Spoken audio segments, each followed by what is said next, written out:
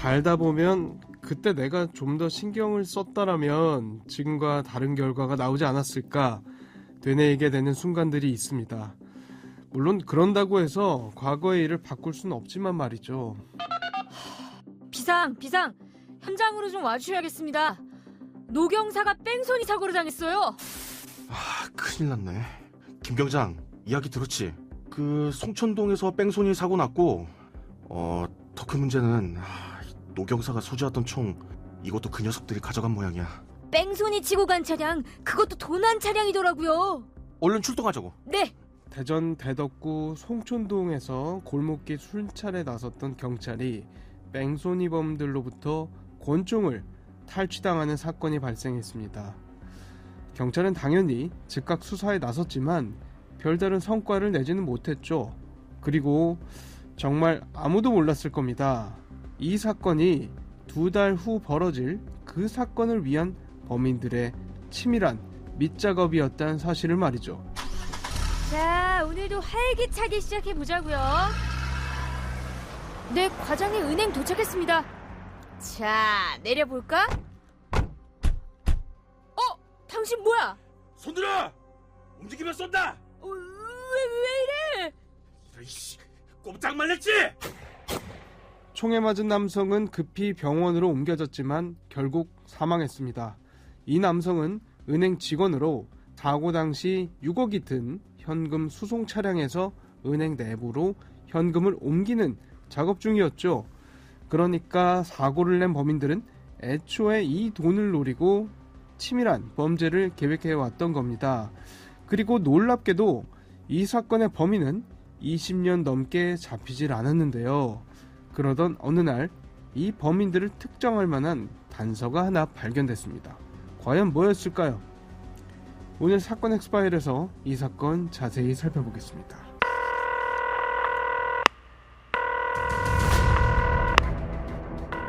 사건은 보이는 것보다 가까이 있다. 이원화 변호사의 사건 엑스파일. 안녕하세요. 사건 엑스파일 이원화입니다. 오늘도 로엘 법무법인 전수련 변호사와 함께합니다. 변호사님 어서 오세요. 네, 안녕하세요. 로엘 법무법인의 전수련 변호사입니다. 사필귀정이라는 사자성어를 떠올리게 되는 그런 사건 아니었나 싶은데요. 2001년에 발생했던 사건입니다. 당시 대전 시내가 이 사건으로 굉장히 떠들썩하지 않았을까 싶을 만큼 정말 충격적인 사건이 전해졌었죠. 네, 2002년 한일 월드컵을 얼마 앞두지 않았던 2001년 12월 21일 대전 둔산동 국민은행 지하주차장에서 현금 수송 차량이 강도 2인조로부터 습격당한 사건입니다. 당시 현금 수송 차량에는 은행 담당자와 청원 경찰 그리고 운전기사가 타고 있었는데요. 범인들은 현금 수송 차량에 총을 쏘았고 이 중 2명은 피하였는데 끝까지 저항하던 은행 담당자는 결국 총에 맞게 되었습니다. 이후 범인들은 현금 3억 원이 든 가방을 탈취해 도주했습니다. 이 사건 자체도 굉장히 충격적이지만 총에 맞으셨다는 분, 이분이 궁금한데요. 이분은 좀 괜찮으셨나요? 어떤가요?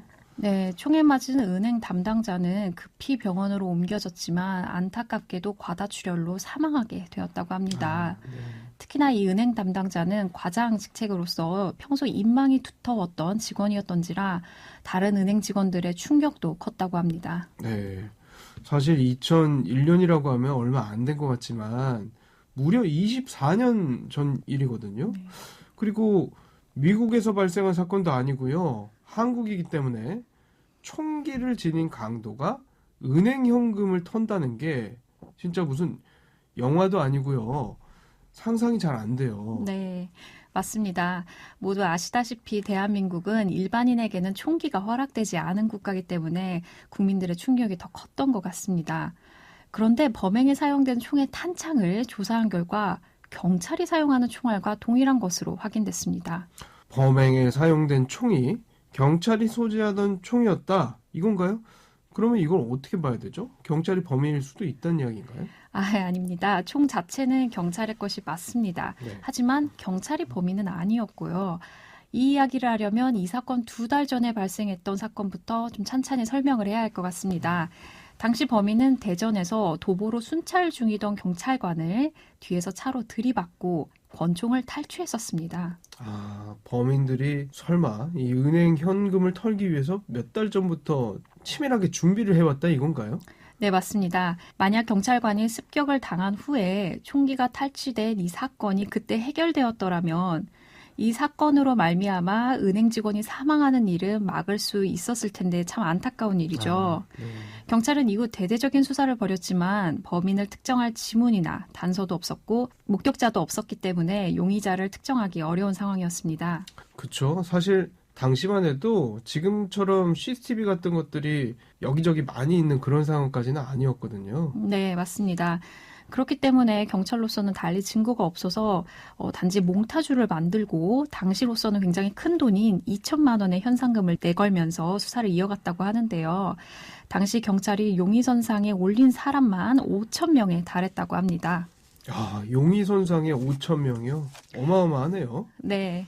경찰은 은행 직원, 경비업체 관계자, 유사 전과자뿐만 아니라 하다못해서 비디오 대여점에서 경찰관 피습 장면이 담긴 영화를 빌린 사람까지도 조사했다고 합니다. 네.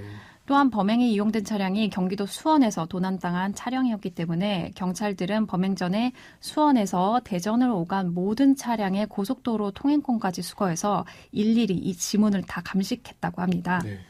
그렇지만 그 누구에게서도 용의점이 발견되지 않으면서 사건은 이제 점차 장기화되었는데요. 그러다 사건 발생인 8개월 만에 단서가 하나 포착되었습니다. 어떤 거였죠? 한 술자리에서 20대 남성이 자신의 지인이 이 사건 범인이라고 마구 떠들어댔던 것이죠. 이를 근거로 경찰은 당시에 20대였던 송모 씨 등 3명의 용의자를 검거할 수 있었습니다. 검거가 됐다니 다행인데요. 혹시 이 사람들 자백을 받아낼 수 있었나요? 네, 경찰은 수사를 통해서 그 20대 송 씨가 사건 발생 2달 전에 권총을 구입했었고, 구입이요? 네, 수원에서는 그랜저 승용차도 훔쳐갔다는 진술을 받아냈습니다. 하지만 경찰이 확보한 건 이러한 자백이 전부였다는 게 바로 문제였습니다. 검거된 3명 중 2명은 일관되게 처음부터 범행을 부인했으며 검거 초기에는 마치 자신이 한 것처럼 범행을 자백했던 송 씨마저 결국 진술을 뒤집었습니다. 이들이 훔쳤다는 현금이나 범행에 이용했다는 권총의 소재도 사실상은 확인되지 않았고요. 결국 송 씨는 구속 전 피해자 신문, 즉 영장실질심사 당시에 경찰의 고문에 의한 허위 자백을 한 것이었다고 밝혔고, 이로 인해서 법원은 증거가 불충분하다면서 경찰이 신청한 구속영장을 기각하여서 송 씨 등 일행들은 결국 모두 풀려나게 되었습니다. 이 송 씨 등이 자백을 했다는 내용이 원래 우리가 알고 있었던 사실관계랑은 다른 측면이 있긴 한 것 같아요. 네. 이 권총도 원래는 경찰이 사용하는 권총이었다고 알려져 있었는데 권총을 구입했다고 하니까 사실 사실관계가 맞는 건가 싶긴 하거든요. 네.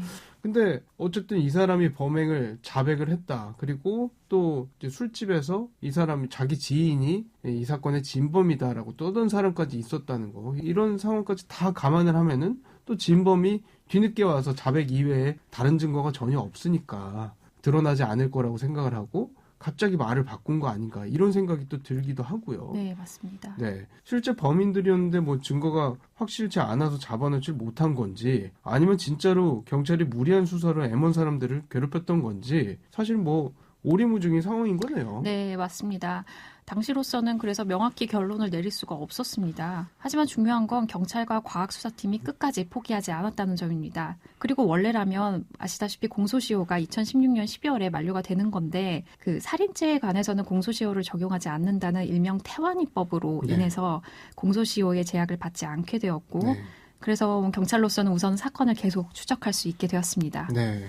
자, 추적할 수 있게 되었다 하신 거 보니까 여전히 범인을 잡지 못한 상황인 건가요, 혹시? 아닙니다.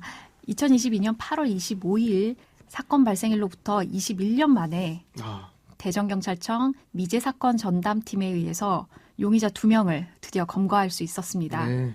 경찰은 재수사에 돌입하면서 손수건에서 범인의 것으로 추정되는 유전자를 채취해서 대조하던 중에 충청북도에 있는 한 불법 게임장에서 그 채취했던 유전자와 일치하는 사람을 발견했고 이후 해당 불법 게임장에 출입했던 무려 15,000명의 사람들을 모두 수사한 끝에 이정학이라는 인물을 용의자로 특정하여 대전광역시에서 검거할 수 있었습니다. 앞서 용의자로 특정했다는 5,000명의 인원도 상당하다 싶었는데 15,000명의 사람들을 수사했다고 하니 정말 대단하다 싶네요.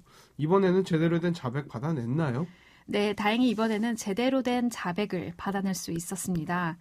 경찰은 이 이정학을 취조한 끝에 사건에 대한 자백과 더불어서 공범인 이승만이라는 자와 함께 범행을 했다는 내용을 확보할 수 있었습니다.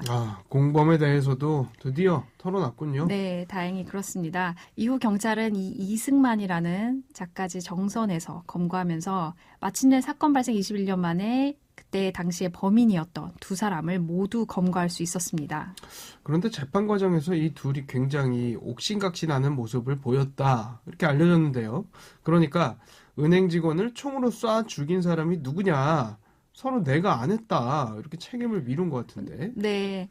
사건 이후 둘은 서로가 총을 쏜 것이라며 살인의 책임을 서로 떠넘기는 모습을 보였습니다. 왜냐하면 강도살인죄는 이 공소시효가 없기 때문에 처벌의 대상이 되는데 반해서 강도죄 자체는 공소시효를 받기 때문에 어쩌면 일부 처벌을 면하게 될 가능성도 있다고 생각했던 것으로 보입니다. 네, 재판 결과가 어떻게 됐습니까? 네, 1심 재판부는 군인 출신이었던 이승만을 총을 잘 쏘던 사람으로 보기 때문에 주범으로 보았고 네. 이 이승만에게 대해서 무기징역 그리고 이 이정학은 단순히 범행에 가담한 것이라고 보아서 20년의 형을 선고하였습니다. 하지만 항소심에서는 이 논란이 되었던 실행자의 역할과 사건의 법적 쟁점들이 일부 검토가 되었고 2명 모두 결국 무기징역을 선고하는 것으로 바뀌었죠. 네. 이에 대해서 범인들은 모두 상고를 했으나 최종 대법원에서도 역시 항소심과 같은 무기징역이 확정되었습니다. 둘의 형량이 같은 걸 보면 공모 공동 정범이었다. 네. 이렇게 아마 판단을 한 것 같아요. 예, 맞습니다. 똑같이 무기징역이 나왔으니까 애초에 둘이 옥신각신 싸울 필요도 없었던 것 같은데, 그렇죠? 네, 맞습니다. 법적으로는 두 사람 모두 살인행위에 관여한 공범이라는 점에서 동일한 책임을 지는 게 당연했습니다. 이 사건은 과학수사의 발전과 법의 지속적인 개선, 그리고 경찰의 끈질긴 수사가 만들어낸 결과였습니다. 특히 태안이법과 같은 법적 제도가 없었다면 이렇게 오랜 시간이 지난 사건을 해결하기는 어려웠을 것입니다. 결국 정의는 시간이 지나도 실현될 수 있다는 점을 다시 한번 보여준 사례라고 할 수 있겠습니다.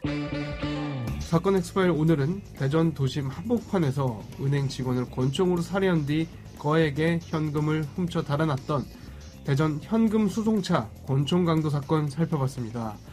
오랜 시간이 지났지만 작은 단서 하나에도 소홀하지 않고 끝끝내 범인을 잡아낸 수사 당국의 의지가 빛을 발한 사건 아니었나 싶은데요. 죄를 지었으면 마땅히 벌을 받아야겠죠. 저희가 준비한 내용은 여기까지입니다. 끝곡으로 이소라의 겨울, 이별 들려드리면서 이 시간 마치겠습니다. 여러분은 모두 변호받아 마땅한 사람들입니다. 사건 엑스파일. 여러분 고맙습니다.